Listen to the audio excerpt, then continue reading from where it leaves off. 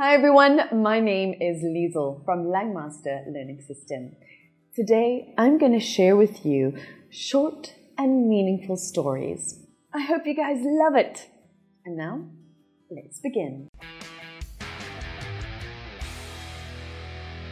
A good deed. When I was working as a DJ in Madagascar, I used to stop at a local hospital called New Spring Hospital on my way home. I would walk through the hospital into different patients' rooms and read scripture to them or talk to them. It was a way of forgetting about my problems and being thankful to God. It made a difference in the lives of those I visited. One time, it literally saved my life. One night, I came home at about 2 o'clock in the morning. As I began to open my door, a man came out from behind the side of my house and said, "Are you Tony?" I said, "Yes, sir." He said, "I was sent here to carry out a contract on you." Me? Why? I asked.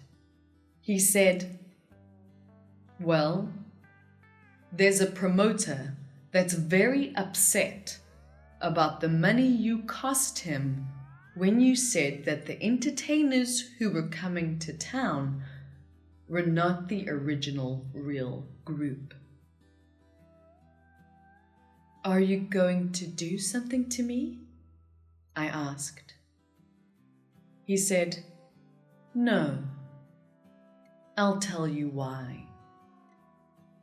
My mother was in New Spring Hospital, and she wrote to me about how you came in one day and sat down and talked to her and read scripture to her. She was so impressed that on that morning, a DJ who didn't know her came in and did that. She wrote to me about you when I was in Madagascar Penitentiary. I was impressed with that, and I've always wanted to meet you. When I heard the word out on the street that somebody wanted to knock you off," he said, "I told them about you, about thoughts of my mother and other patients in hospital. After listening to me, they accepted to leave you alone and in peace." Our next story is called You Saved My Life. While walking home from school one day, John noticed another boy also walking home. The boy ahead of him had tripped and dropped all the books he was carrying, along with 2 sweaters, a baseball bat, a glove, and a small tape recorder.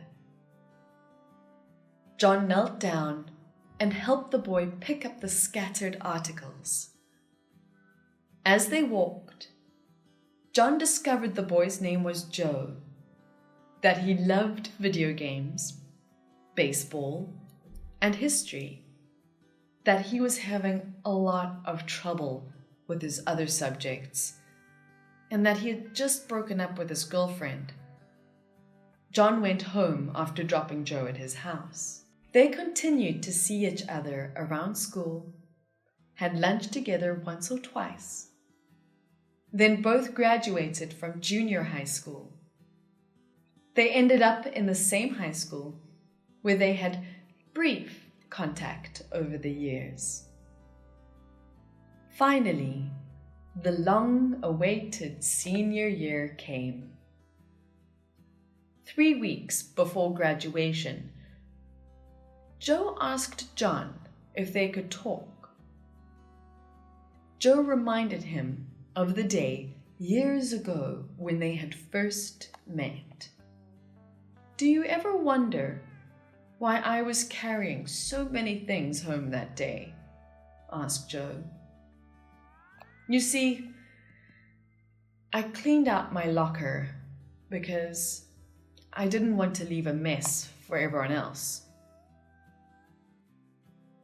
I had stored away some of my mother's sleeping pills, and I was going home to commit suicide.